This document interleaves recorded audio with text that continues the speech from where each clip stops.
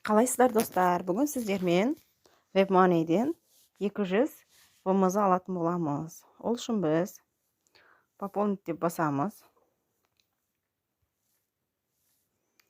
Exchanger Money кіресіздер. Все варианты.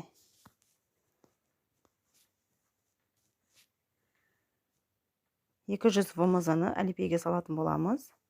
Қанша болатынын есептеп беремін. Видеоны соңына дейін көріңіздер. Вывод на карту дейміз.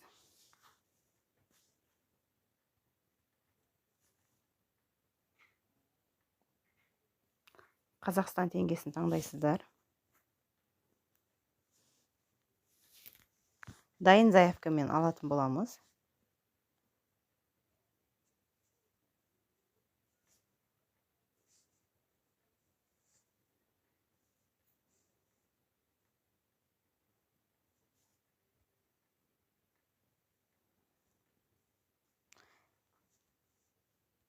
Кейін WebMoney'де өзгерістер болған, обновление. Мына жерінде осыны екі түрлі қылып істесеңіздер болады. Екіншісіне өткізетін болсаңыздар, отдельно шығатын болады. Кімге қалай ыңғайлы сөйтіп қоятын болады. Маған мысалы, біріншісі ыңғайлы. Соған қойып қоям. Сіздер де сөйтіп қойып қойсаңыздар болады. Енді біз покупканы таңдаймыз. Себебі сатып аламыз вмз-ны. Сататын болсаңыздар, продажаны таңдайсыздар. Астында тұр. Вмз-ны сатсаңыздар, астындағын таңдайсыздар. Мен сатып алатын болғандықтан, енді жазамын. 200 деп жазам вмз-ны. Енді шығады. Қазір обновление болған, алдын заявканы бір-бірден істейтін еді. Қазір сізде заявка жасайтын болсаңыз, істейтін болсаңыз, сізде қанша минимальный қанша вмз сатасыз, кейін максимальный вмз-ны жазатын болған. Бізде де сөйтіп шығып тұр. Мысалы 200 вмз бәрінде бар. Мысалы 100 вмз-дан 492 вмз-ға дейін сатамын деп тұр бұл біріншісіндегі. Ал екіншісіндегі 100 вмз-дан 984-те 62 вмз бар. Соны сатамын дейді. Қарайсыздар, сіздің банкыңыз қандай? Каспи банк менікі, біріншісін таңдай беремін. Таңдайсыздар. Ішіне кіресіздер. Кейін көріп алыңыздар үшін. Несіне қараймыз? Біз ол контрагенттің қанша уақыттан бері жұмыс істейді, қанша минутта сатады, подтверждение қанша минутта береді, соларына қарайсыздар. Бұл жаңадан бастаған екен. 3 айдан бері биржада екен, 3 ай болған екен. Рейтингі 66, жақсы негізі. 4 минутта подтверждение береді екен. Сонда сіздерге 4 минутта түседі дегені вмз. Енді біз жазамыз. Қаз өзгерістер болғандықтан сізге қанша вмз керек болса төбесіне жазасыз. Егер ақшаға алатын болсаң, мысалы, сіздер алуыңыз мүмкін, 100 мыңға деуіңіз мүмкін. Астына жазасыз, 100 мың деп. 100 мыңға қанша вмз бере алады, сол шығады төбесіне. Сіз өзгерте алмайсыз. Өздері заявка жасағанда қаншадан сататын болса, сондай болып шығады. Міне, курсы қанша болса, өзгермейді ол. Сіз өзіңіз қанша керек екенін жазасыз просто. Мен мысалы қазір 200 вмз аламын. Ол қанша теңге болады? 80 758 теңге болады екен. Ол үшін подать встречную заявку дейсіздер. Не жазамыз. Сол кезде бізге банковский картасы шығады ол адамның. Банковский картасын үстіне басасыздар. Копировать етесіздер. Кейін Каспи банкқа кіріп, Каспи банкқа кіресіздер. Кейін тастайсыздар ол адамға. Енді менің Каспи банкым көрінбейді. Переводы дейсіздер. другой банк другого карты деп кейін сол банковский шотын жазасыздар. Жазғаннан кейін перейти деп өтесіздер. Себебі сіздердікі де Каспий банк болғандықтан. Кейін ақшасын жазасыздар. Қанша саласыздар, соны бәрін жазасыздар. Мен 80.758 деп жазасыздар. Мысалы, сіздер аз ақша алуларыңыз мүмкін. Сіздер қанша алатын болсаңыздар, сол ақшасы шығады. Сондай қылып жазып жібересіздер. Мысалы, Каспий банк болатын болса, Каспий банкқа жіберсеңіз, ешқандай комиссия болмайды. Мысалы, Халық банк болатын болса, определенный комиссиясы бар. Соны үстіне қосып жібересіздер. Өз шығып тұрады қанша екені. Кейін жіберіп болғаннан кейін скриншот жасап алыңыздар. Кейін подтверждение бересіздер. Подтвердить деп. Кейін сол скриншотты оған жібересіздер, ол адамға. Подтверждение жасалғаннан кейін сіздерге WebMoney'дің өзіне кіресіздер. Кейін сіздерге ақша түседі. Мына жеріне түседі ақшасы. Осы жеріне түседі, шығып тұрады. Мына жерінде переводы деп тұрады. Сізге түседі дегені плюс. Ал минус деген сіз сатқан кезде минус болады. Оны қайдан көресіздер? Ешоға кіресіздер. История операции деген бар.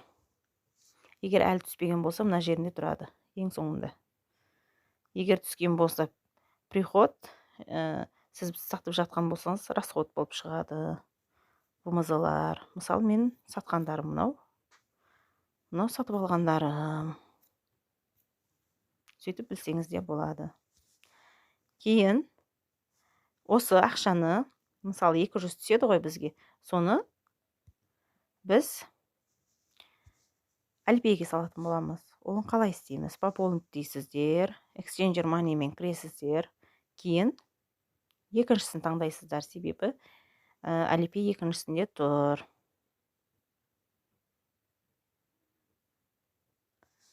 Енді Alipay'ді таңдайсыздар. Басқа жерін баспаңыздар.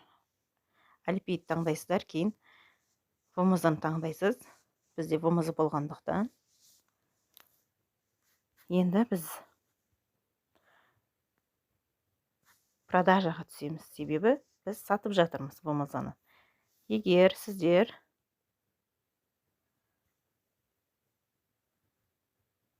сатып алатын болсаңыздар, покупкадан аласыздар. Мен дайын заявкамен істеймін.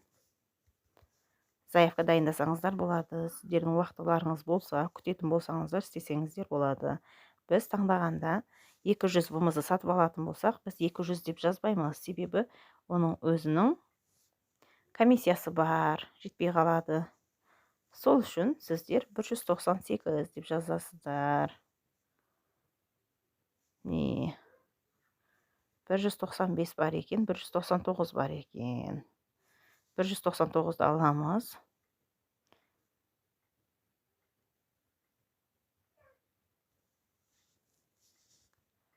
Кіресіздер. Сіздерге осындай код келеді. Бәрінде келеді себебі. Покупка жасағанда келеді. Ол шығады, соны стрелка басып кіресіздер.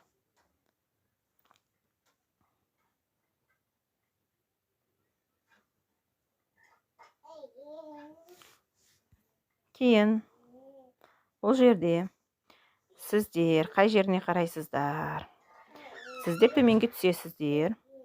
Өзіңізді кошелегіңіз тұра береді. Кейін кімге саласыз?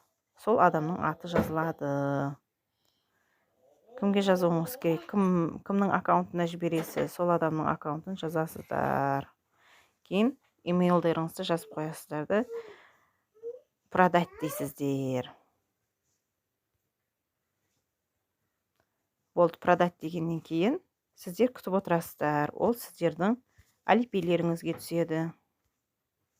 Alipay'ге кіресіз. Alipay'ге кіргеннен кейін баланстан тексересіздер. Түскен болса, подтверждение бересіздер. Түсті деп. Осы жерде тұрады баланста. Енді түскен түскеннен кейін сіздерге сообщение келеді. Подтверждение беріңіз деп, чаты деген жерге, осы жерге. Сол жерге кіресіздер. Ең біріншісінде тұрады. Өстіп кіресіздер, мына жерін басасыздар. Сөйтіп кіріп, подтверждение бересіздер. Енді бізге есептейміз.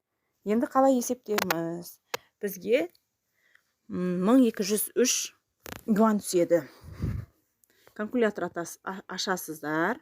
Ашқаннан кейін біз қанша ақша жібердік, соны жазамыз.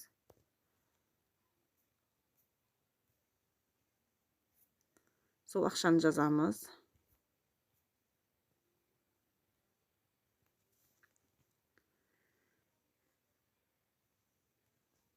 Бөлеміз. 1200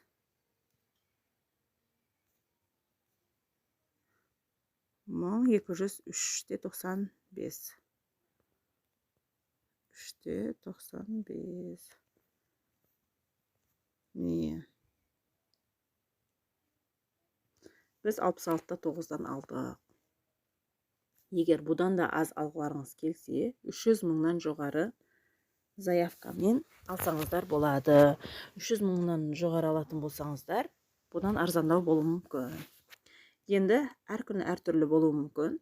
Мысалы, қазір 66 болатын болса, мысалы, ертең 68 болуы мүмкін. Заявкаға байланысты. Біз сияқты адамдар контрагент саналады. Мысалы, бізде өзіміз заявка жасап қоюымызға болады. Басқа адамдар алады сонда. Сіз басқа адамдар үшін контрагентсіз. Егер одан да арзан аламын дейтін болсаңыз, сіз өзіңіз заявка жасасаңыз болады. Оны келесі видеоларымда көрсететін боламын. Видео ұнаған болса лайк басып, подписка жасап қойыңыздар.